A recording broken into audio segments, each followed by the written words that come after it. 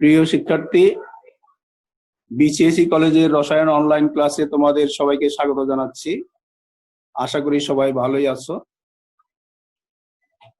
আমরা গত ক্লাসে অ্যালকিনের ওজোনোলাইসিস নিয়ে আলোচনা করেছিলাম।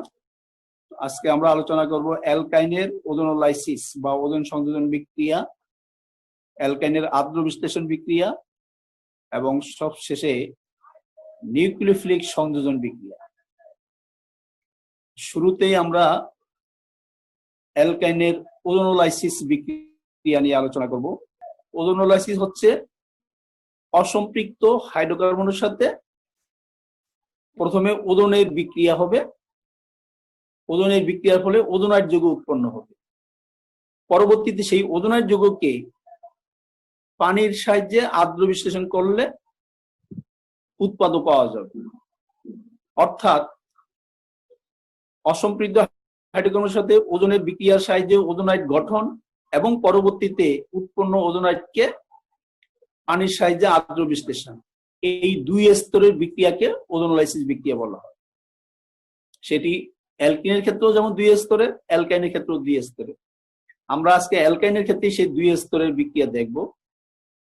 এক্ষেত্রে অ্যালকাইনের ক্ষেত্রে ওজোন প্রথমে অ্যালকাইনের যেখানে পাই বন্ধন থাকবে সেখানে গিয়ে আক্রমণ করবে, আক্রমণ করে যুত যৌগ তৈরি হবে।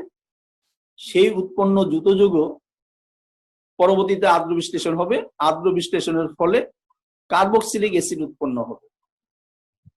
এক্ষেত্রে তোমরা মনে রাখবে যে অ্যালকিনের ক্ষেত্রে ওজোনোলাইসিস বিক্রিয়া অ্যালডিহাইড বা কিটোন পাওয়া যায়, আর অ্যালকাইনের ওজোনোলাইসিস বিক্রিয়ায় কার্বক্সিলিক অ্যাসিড পাওয়া যায় এবং উৎপন্ন কার্বক্সিলিক অ্যাসিডের ধরন দেখেই আমরা বলতে পারবো অ্যালকাইনে কার্বন কার্বন ত্রিবন্ধনের অবস্থানটা কোথায়। আমি এখন উদাহরণ দিব। এটা হচ্ছে বিউটাইন 1। এই বিউটাইন 1 যদি আমরা ওজনের সাথে বিক্রিয়া করি, কার্বন টেট্রাক্লোরাইডটা হচ্ছে নিষ্ক্রিয় দ্রাবক। এক্ষেত্রে ওজনের অণুটা এইভাবে থাকে, এটা ভেঙে যায়। পাই বন্ধনের সমস্যা আসলে এইভাবে ভাঙলে এই অংশটা উপরের দিকে, এখানে তিনটা, তোমরা দেখো তিনটা বন্ধনের ভিতরে দুইটা পাই বন্ধন ভাঙবে। এখানে অ্যালকিনে পাই বন্ধন ছিল একটা, আর এইখানে পাই বন্ধন আছে দুইটা, দুইটা পাই বন্ধন ভাঙবে। ভাঙলে উপরের পাই বন্ধনটা ভাঙলে এই কার্বন আর এই কার্বনের বন্ধন খালি হবে, সেই খালি বন্ধনে এই উপরের অক্সিজেনটা যুক্ত হবে। আর নিচের পাই বন্ধনটা ভাঙলে এই কার্বন আর এই কার্বনের বন্ধন খালি হবে, সেই খালি কার্বন বন্ধনের সাথে নিচের অংশটা যুক্ত হবে। কিভাবে যুক্ত হবে তোমরা দেখো।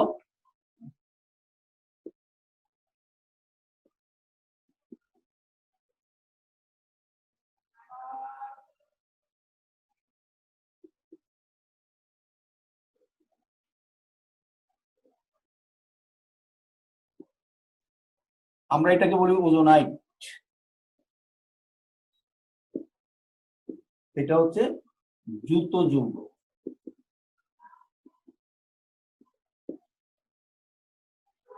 একটা বন্ধন কিন্তু থেকে যায় দুইটা কার্বন, যেটা সিম্বা বন্ধন। পাই বন্ধন দুইটা ভেঙে দুই পাশে অক্সিজেনের সাথে যুক্ত হয়।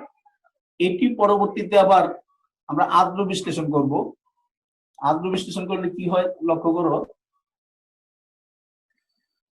দেখো পানি দিয়ে যদি তাপ দেই, এই বন্ধনটা ভাঙবে, এই বন্ধনটা ভাঙবে, আর এই বন্ধনটা ভাঙবে।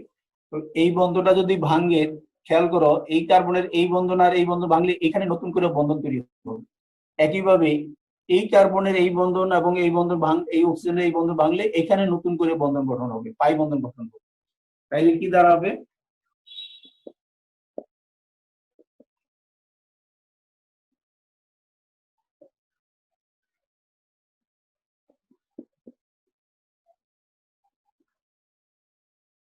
এই যৌগটা হবে।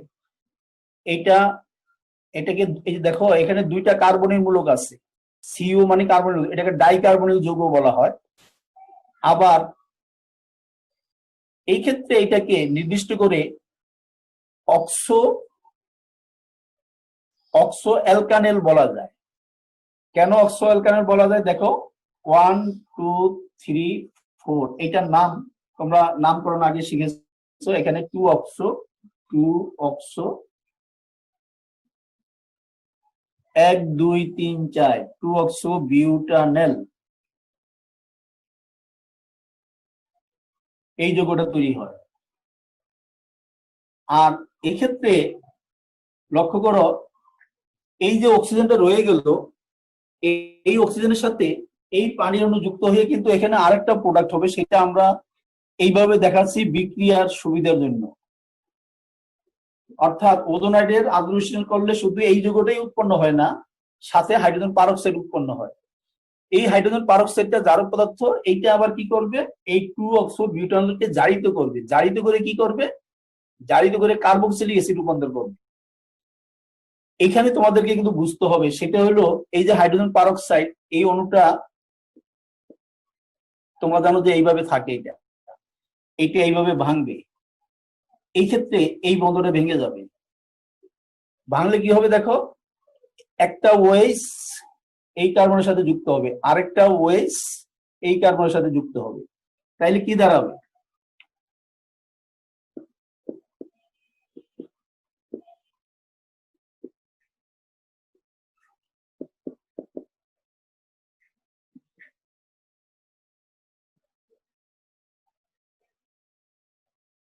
এই দুইটা প্রোডাক্ট হবে। আমি আরেকটা বিক্রিয়া দিচ্ছি, তোমরা খেয়াল করো। আমি গত ক্লাসে বলছিলাম দুইটা বিউটিন দেয়া হয়, একটার নাম বিউটিন 1 আর একটা বিউটিন 2। বলা হলো কোনটি বিউটিন 1 কোনটি বিউটিন 2, সেক্ষেত্রে তোমাকে ওজোনালাইসিস বিক্রিয়া করতে হবে। আজকে বলি যে তোমাকে দুটি টেস্ট টিউবে একটা বিউটাইন 1 দেওয়া হলো আর একটা বিউটাইন 2 দেওয়া হলো। বলা হলো যে তুমি পরীক্ষা করে বলো কোনটি বিউটাইন 1 কোনটি বিউটাইন 2, সেই জন্য তোমাকে ওজোনালাইসিস বিক্রিয়া করতে হবে। ওজোনালাইসিস বিক্রিয়ায় যদি বিউটাইন 1 হয়, তাইলে দেখো দুইটা কার্বক্সিলিক অ্যাসিড পাওয়া যায়, যাদের একটা হচ্ছে 3 কার্বন বিশিষ্ট কার্বক্সিলিক অ্যাসিড, আরেকটা হবে 1 কার্বন বিশিষ্ট কার্বক্সিলিক অ্যাসিড। কেন, কারণ ত্রিবন্ধযুক্ত কার্বনের এক পাশে 3 কার্বন বিশিষ্ট শিকল আর আরেক পাশে 1 কার্বন বিশিষ্ট শিকল। এই কারণে উৎপন্ন কার্বক্সিলিক অ্যাসিড দুইটা, একটা হবে 3 কার্বন বিশিষ্ট কার্বক্সিলিক অ্যাসিড, আরেকটা হবে 1 কার্বন বিশিষ্ট কার্বক্সিলিক অ্যাসিড। আমরা এবার বিউটাইন 2 এর বিক্রিয়ায় যাব। এটা হচ্ছে বিউটাইন 2। এখানে ওজনের সাথে বিক্রিয়া করলে ওই আগের মতো এই পাই বন্ধন দুটা ভেঙে যাবে। তাহলে কি দাঁড়াবে,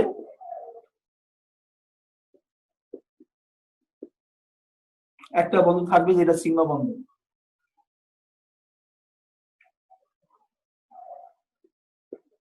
এটা ওজোনাইড যৌগ হয়ে গেল।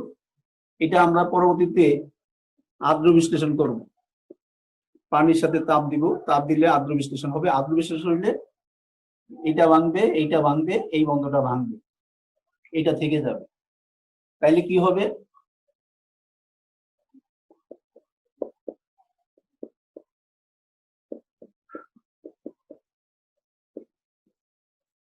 এইটাও দুইটা কার্বনের মূলক আছে এবং এটাকে আমরা বলছি ডাইকার্বনিক যৌগ। তো এর সাথে আরেকটা প্রোডাক্ট হবে, সেটা কোনটা হবে, এই যে অক্সিজেনটা রয়ে গেল, এই যে অক্সিজেনটা রইলো, এইটার সাথে পানি যুক্ত হয়ে হাইড্রোজেন পারক্সাইড তৈরি করবে। আমরা এটা তীর চিহ্নের উপরে কেন লিখলাম, যেহেতু এই উৎপন্ন হাইড্রোজেন পারক্সাইড আবার বিক্রিয়া করবে, সেই জন্য আমরা তীর চিহ্নের উপরে লিখলাম। এটা হচ্ছে জারক পদার্থ, এটাকে জারিত করবে। জারিত করবে কিভাবে, সেই আগের মতোই বলছি।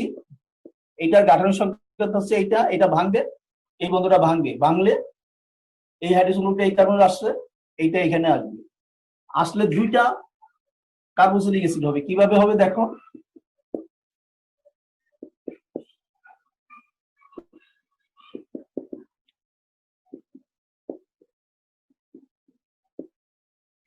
Ethanoic acid.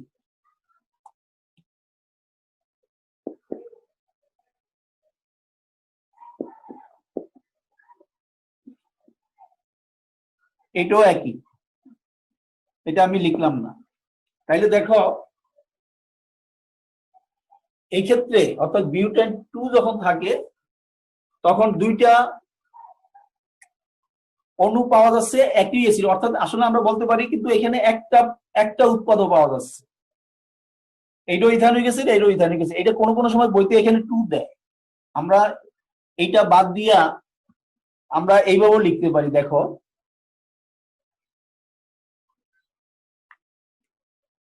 এইভাবেও লিখতে পারি, বইতে এইভাবেও লেখে।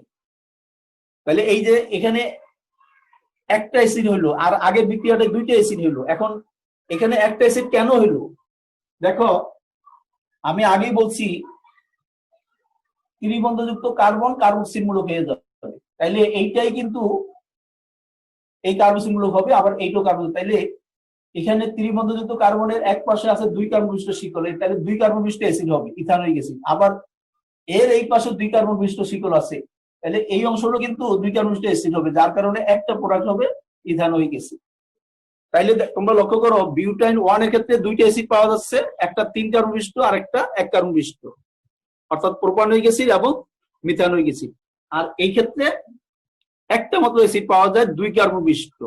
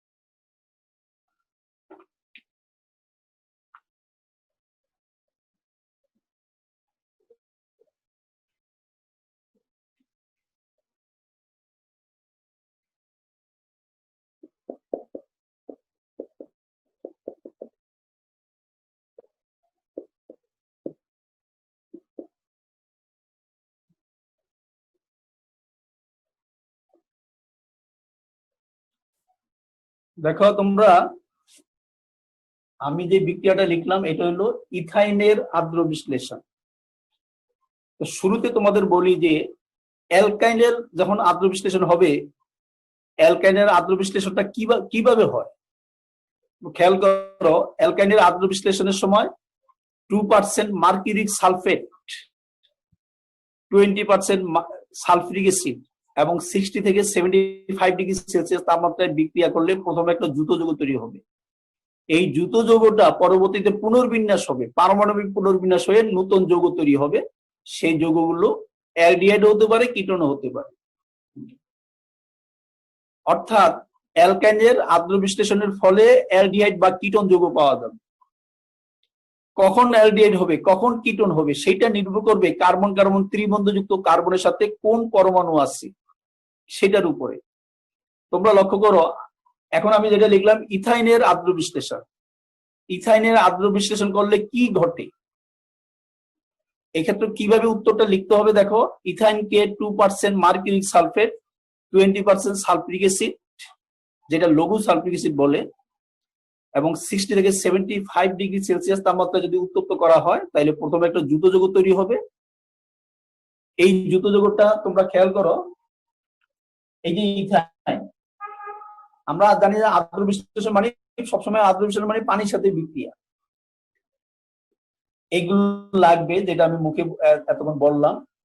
এই ক্ষেত্রে পাই বন্ধটা ভাঙবে। পাই বন্ধটা হলে এই পানির অণুটাকে আমি একটু কায়দা করে লিখলাম। একটা হাইড্রোজেন আসবে এই কার্বনের সাথে, আরেকটা হাইড্রোজেন মূলক আসবে এখানে। এখানে আসলে 2টা কার্বনের সাথে একই ধরনের পরমাণু আছে হাইড্রোজেন, কাজেই তুমি যে কোনো একটা হাইড্রোজেনটা যে কোনো কার্বনে দিতে পারো, হাইড্রোজেন মূলকটা যে কোনো কার্বনে দিতে পারো, কারণ প্রোডাক্টটা কিন্তু একই হবে। এখানে দিলে ভিনাইল অ্যালকোহল, এটাকে বলে ভিনাইল অ্যালকোহল।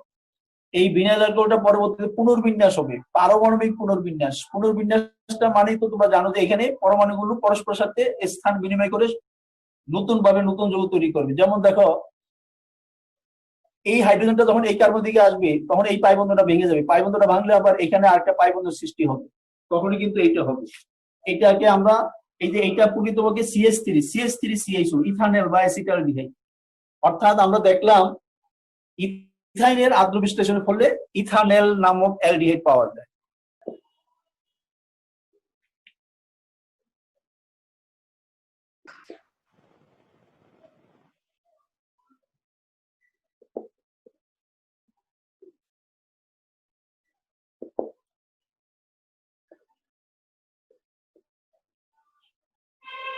এখানেও এই পাই বন্ধনটা ভাঙবে আর এখানে বন্ধনটা ভাঙবে।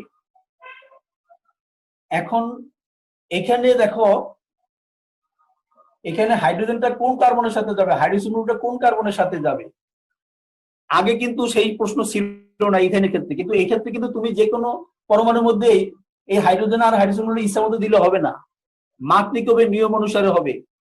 মার্কনিকোভের নিয়ম অনুসারে হাইড্রোজেনটা কোন পরমাণুর সাথে যাবে,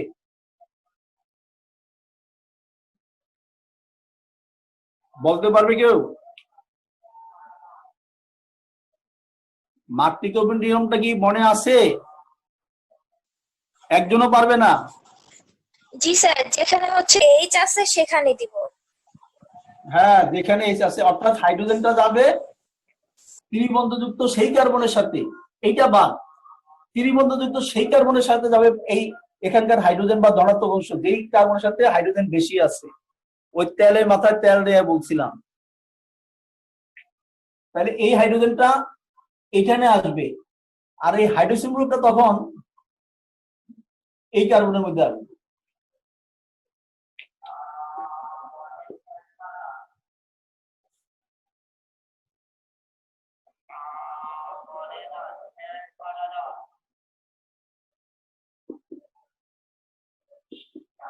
এটা হবে, আমরা এটাকে বলি দ্রুত যৌগ।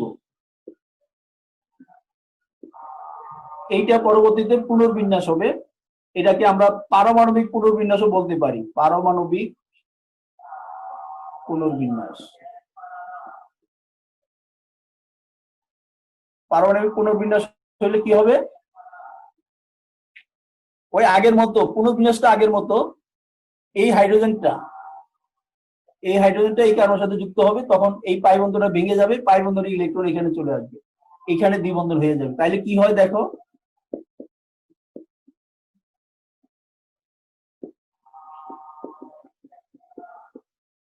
এখন এইটা এইটা কিন্তু অ্যাকচুয়ালি CH3, এইটা যেমন CH3 এইটাও CH3, তাহলে এটা কিন্তু এটার নাম কি, প্রোপানন।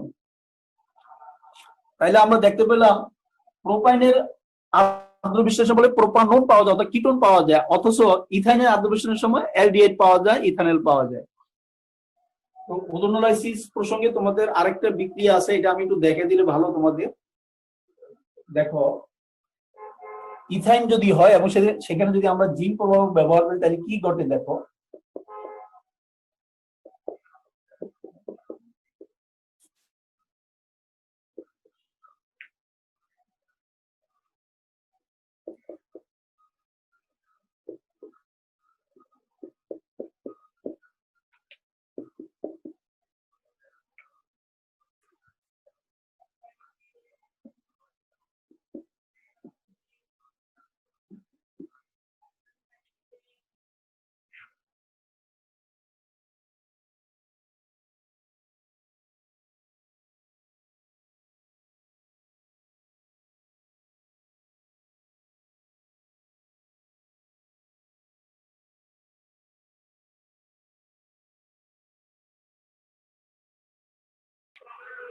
দেখো, এই বিক্রিয়াটা হাজারিনাগের বইতে নাই, এটা আহসান কবিরের বইতে আছে, আমি একটু দেখে দিচ্ছি, নাইলে তোমাদের জটিল লাগতে পারে। দেখো, এটা ইথাইনের সাথে কিন্তু ওজনের যে বিক্রিয়াটা সেটা আগের মতোই হবে, কিন্তু এখানে একটু লক্ষ্য করো, আমি এখানে জিঙ্ক প্রভাবক ব্যবহার করেছি। এই জিঙ্ক প্রভাবক ব্যবহার করার কারণে, যদি জিঙ্ক ব্যবহার না করতাম তোমরা একটু লক্ষ্য করো, আগে যে দুইটা বিক্রিয়া আমি দেখাইছিলাম বিউটান 1 এবং বিউটান 2 এর ক্ষেত্রে, সেখানে জিঙ্ক প্রভাব আমি ব্যবহার করি নাই। জিঙ্ক প্রভাব যদি ব্যবহার না করা হতো, এর সাথে এই পানির অণু আর এর সাথে যুক্ত হয়ে হাইড্রোজেন পারঅক্সাইড হইতো, এবং হাইড্রোজেন পারঅক্সাইড অণুটা এটাকে জারিত করে এই বন্ধনটা ভেঙে ফেলতো, এবং দুইটা কার্বক্সিলিক অ্যাসিড হইতো, এবং সেই দুইটা কার্বক্সিলিক অ্যাসিড একই ধরনের হইতো, বিথানোয়িক অ্যাসিড হইতো, এক কার্বন বিশিষ্ট বিথানোয়িক অ্যাসিড হইতো। কিন্তু জিঙ্ক প্রভাবক ব্যবহার করলে কি হবে? জিঙ্ক প্রভাবক ব্যবহার করলে এই অক্সিজেনের সাথে যুক্ত হয়ে জিঙ্ক অক্সাইড হয়ে যাবে, আর আগের মতো হাইড্রোজেন পারঅক্সাইড হবে না। আর হাইড্রোজেন পারঅক্সাইড যদি না হয়, তাহলে সেটি জারক হিসেবে ক্রিয়া করার সুযোগ পাবে না। আর যদি সুযোগ না পায়, তখন এই অণুটা আর ভাঙবে না, তখন এই অবস্থা থেকে যাবে। এটাকে বলে গ্লাইঅক্সাইড। অর্থাৎ তোমাকে যদি পরীক্ষায় প্রশ্ন করা হয় যে ইথাইন থেকে কিভাবে গ্লাইঅক্সাইড পাওয়া যাবে, তখন এই অবস্থা জিঙ্ক প্রভাব ব্যবহার করতে হবে। আর যদি বলা হয় ইথাইন থেকে কিভাবে মিথানোইক অ্যাসিড পাওয়া যাবে, তখন কিন্তু জিঙ্ক প্রভাব ব্যবহার করা যাবে না। অর্থাৎ এটা আবার হাইড্রোজেন পারঅক্সাইডের সাথে বিক্রিয়া করবে।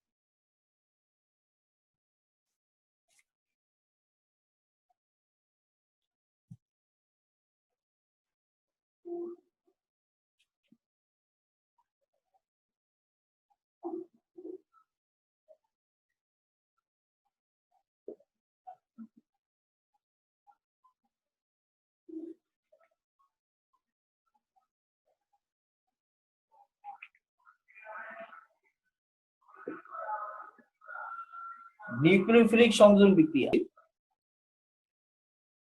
এর আগে আমি তোমাদের বলছিলাম যে যেখানে পাই বন্ধ থাকে, যেমন অ্যালকিন অ্যালকাইন, সেখানে কিন্তু ইলেকট্রোফিলিক সংযোজন বিক্রিয়া হয়। আর নিউক্লিওফিলিক সংযোজন বিক্রিয়াটা কখন হবে? নিউক্লিওফিলিক সংযোজন বিক্রিয়া অর্থাৎ নিউক্লিওফাইল দ্বারা নিউক্লিওফাইল গিয়া আক্রমণ করবে ধনাত্মক কেন্দ্রে। অ্যালডিহাইড বা কিটোনের ভিতরে এই কার্বনিক মূলকটা থাকে। এই কার্বন মূলকটা এটা আংশিক ধনাত্মক থাকে, এটা আংশিক ঋণাত্মক, অর্থাৎ কার্বনিক মূলকটা পোলার অণু হিসেবে থাকে। এখানে ধনাত্মক, এখানে ঋণাত্মক, এটা আমরা দেখাই বা না দেখাই। তাহলে এই ক্ষেত্রে যদি নিউক্লিওফাইল আসে, ধরো এটা একটা নিউক্লিওফাইল, এটা গিয়া নিউক্লিওফাইল। নিউক্লিওফাইল কাকে বলে? যে সকল বিকারকের ইলেকট্রনের আধিক্য আছে, ফলে ইলেকট্রন দান করতে পারে। দেখো এই কার্বনের ইলেকট্রন ঘাটতি আছে, ফলে এটার আবার ইলেকট্রন আধিক্য আছে, এইটা গিয়ে এখানে আক্রমণ করবে। এইটা গিয়ে যখন এখানে আক্রমণ করবে, তখন এই কার্বনের তো 1 2 3 4 চারটা বন্ধন আছে, কিন্তু এটা দিয়ে যদি বন্ধন গঠন করে, এর বন্ধন হয়ে যাবে 5টা, কিন্তু কার্বনের 5টা বন্ধন অসম্ভব, তখন এই পাই বন্ধনে ভেঙে যায়। এটা ভাঙলে কি হয়? এই বন্ধনের ইলেকট্রন আবার এই অক্সিজেন নিয়ে যায়, নিয়ে কি হবে?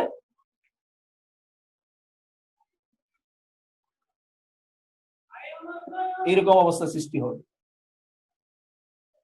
আমি কয়েকটা বিক্রিয়া দেখাবো, তবে এইটা বুঝলে বাকি সব বিক্রিয়াগুলো আমি যা দেখাবো সবগুলি তোমরা বুঝতে পারবা। এইটা হচ্ছে মূল মেকানিজম। এখন আমি উদাহরণ দেখাচ্ছি।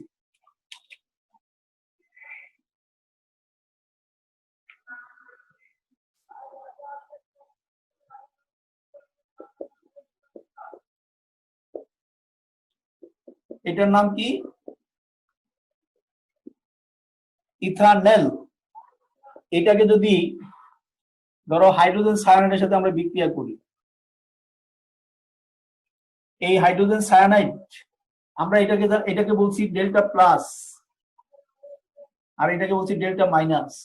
তাইলে তোমরা খেয়াল করো, এই যে সিগমা বন্ধনের একজোড়া ইলেকট্রন আছে, এই সিগমা বন্ধনের ইলেকট্রন জোড়া এই কার্বন অর্থাৎ এই সায়ানাইড হিসেবে এটা এখানে চলে আসবে। এইটা হচ্ছে এখানে CN মাইনাস, এই বন্ধটা বিষম ভাঙ্গন হবে। বিষম ভাঙ্গন হইলে সায়ানাইড আয়নটা হবে, এইটাই কিন্তু নিউক্লিওফাইল। এই নিউক্লিওফাইলটা এখানে গিয়ে আক্রমণ করবে।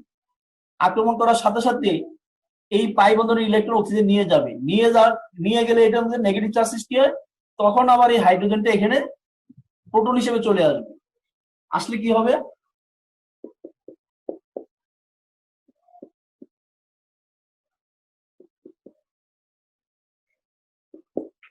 এটার নাম কি? দেখো, এটা যদি ইথানেল হয়, এটা ইথানল সায়ানোহাইড্রিন, ইথানেল সায়ানোহাইড্রিন।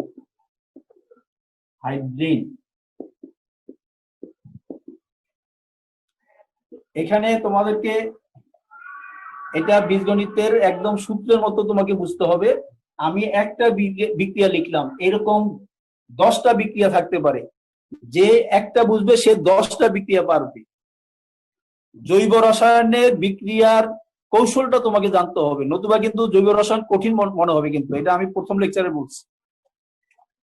এখানে খেয়াল করো, এখন এটা ইথানেল, এখানে যদি এইচ থাকতো আমরা বলতাম মিথানেল, তাইলে মিথানেল সায়ানাইডিন হইতো। এখন এখানে যদি CH3 থাকে, অর্থাৎ তখন হবে প্রোপানন, তখন প্রোপানন সায়ানাইডিন হবে। একটা পারলে বাকি সব একই রকম হবে।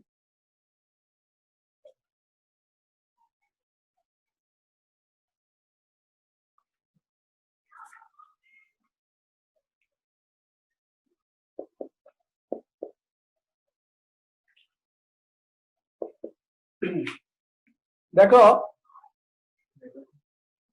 এই যে অ্যামোনিয়া অণু, এটা কিন্তু একটা অ্যামোনিয়ার অণু লিখলাম, আমি একটু কায়দা করে লিখলাম কেন, এই বন্ধটা ভাঙবে, এইটা এখানে এসে যুক্ত হবে, এটা ইলেকট্রন নিয়ে যাবে, তাহলে কি হবে,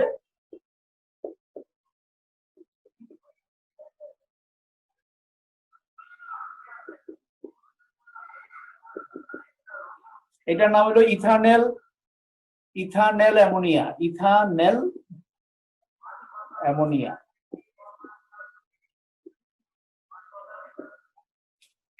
তাহলে আমি এই কটা তোমাদেরকে নিউক্লিওফিলিক সংযোগ বিক্রিয়া দেখালাম, আরো আছে, আরো দেখাবো। তো মনে রাখবে এখানে এই বিশেষ করে অ্যামোনিয়ার ক্ষেত্রে ফর্মালডিহাইড বা মিথানেল অ্যামোনিয়ার সাথে দ্রুত বিক্রিয়া প্রদর্শন করে না।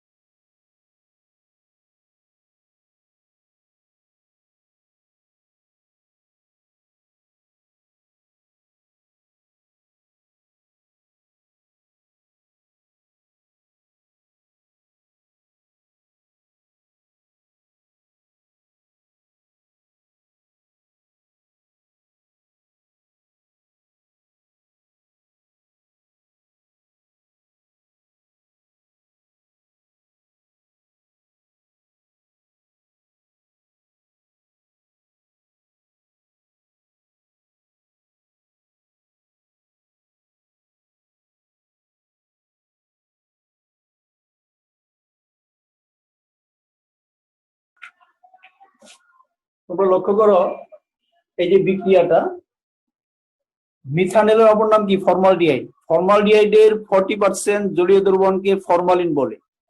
অর্থাৎ ফরমালিনের সাথে যদি গাঢ় অ্যামোনিয়া দ্রবণ বিক্রিয়া করে তাপ দেওয়া হয়, তখন হেক্সামিন পাওয়া যায়। এটার নাম কি, হেক্সামিন বা হেক্সামেথিলিন টেট্রামিন বা ইউরোট্রোপিন।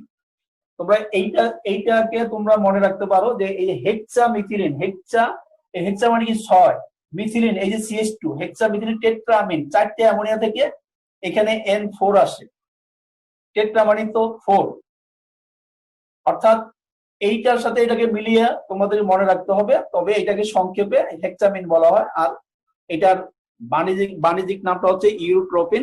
তবে এই ইউরোট্রোপিনটা একটা গুরুত্বপূর্ণ ব্যবহার আছে, তোমরা জেনে রাখো। এটা বাতজ্বর বা রিউমেটিক ফিভার বা মূত্রাশয়ের রোগের চিকিৎসায় ব্যবহার করা হয় ইউরোট্রোপিন। অনেক সময় পরীক্ষায় আসে হেক্সামিন কি, উহার ব্যবহার লিখো।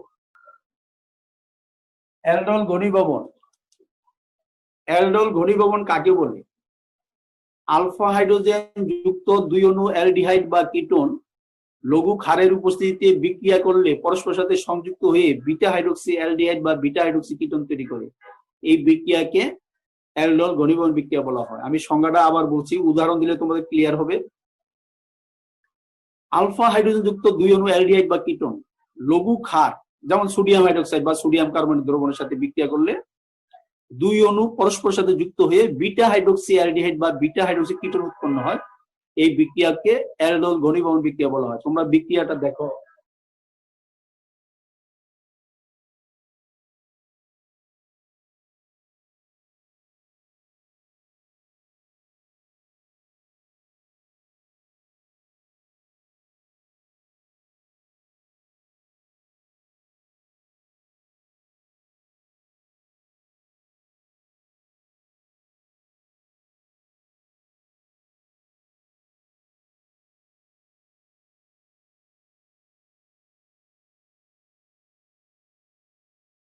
এখানে এটা ডেল্টা পজিটিভ আর এটা ডেল্টা নেগেটিভ। এখানে এই অংশটা নিউক্লিওফিল হিসেবে এখানে যুক্ত হবে, আর এই পাই বন্ধন যখন এদিকে চলে যাবে তখন এই হাইড্রোজেনটা এখানে এসে যুক্ত হবে। তাহলে কি হয় দেখো, আমি এটাকে এখানে লিখি,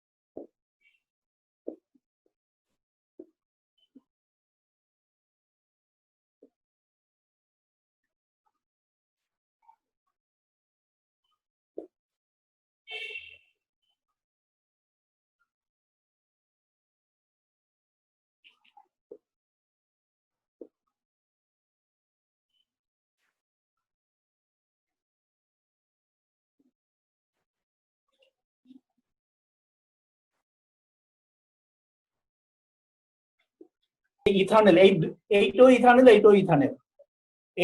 এই ইথানেলের অণুর ভিতরে আলফা হাইড্রোজেন আছে। আলফা হাইড্রোজেন কাকে বলে তোমরা একটু জেনে রাখো, যে কার্যকরী মূলকটা, কোন একটা জৈব যৌগের কার্যকরী মূলক সরাসরি যেই কার্বনের সাথে যুক্ত থাকে তাকে বলে আলফা কার্বন। এর পরেরটাকে বিটা কার্বন। কার্যকরী মূলক হচ্ছে কোনটা? অ্যালডিহাইড মূলক। এইটা সরাসরি যুক্ত আছে এই কার্বনের সাথে, এই কার্বনটাকে বলে আলফা কার্বন। এই আলফা কার্বনের সাথে যুক্ত হাইড্রোজেনকে বলা হচ্ছে আলফা হাইড্রোজেন। তাইলে আমরা বুঝতে পারলাম যে ইথানল অণুতে আলফা হাইড্রোজেন আছে। এই আলফা হাইড্রোজেন যুক্ত দুই অণু অ্যালডিহাইড অর্থাৎ ইথানল লঘু ক্ষারের সাথে বিক্রিয়া করলে এই যৌগটা তৈরি হয়। এটাকে বিটা হাইড্রোক্সি অ্যালডিহাইড বলা হয়, বা 3 হাইড্রোক্সি বিউটানেল বলা হয়, আবার অ্যালডোলও বলা হয়। দেখো এই যে কার্যকরী মূলকটা, এটা যে কার্বনের সাথে যুক্ত আছে এটা আলফা, এটা বিটা, আর বিটার সাথে একটা হাইড্রোজেন মূলক যুক্ত আছে, এই জন্য বিটা হাইড্রোক্সি অ্যালডিহাইডও বলা হয়। আর যৌগটাকে অ্যালডোল বলা হয়। অ্যালডোল বলা হয় কেন দেখো, তোমরা এটা একটু তোমরা লক্ষ্য করো, এখানে অ্যালডিহাইড মূলক আছে, অ্যালডিহাইডের অ্যালডিহাইড থেকে আসবে এল আদ্য অক্ষর, আর অ্যালকোহলের কার্যকরী মূলক আছে, অ্যালকোহলের শেষের দিকে অক্ষর আসবে অল, এল যোগ অল সমান হলো অ্যালডল। এই জন্য এই যৌগটাকে অ্যালডল বলা হয়। যেহেতু এই বিক্রিয়া অ্যালডল উৎপন্ন হয়, এই জন্য এটাকে বলা হয় অ্যালডল ঘনীভবন বিক্রিয়া।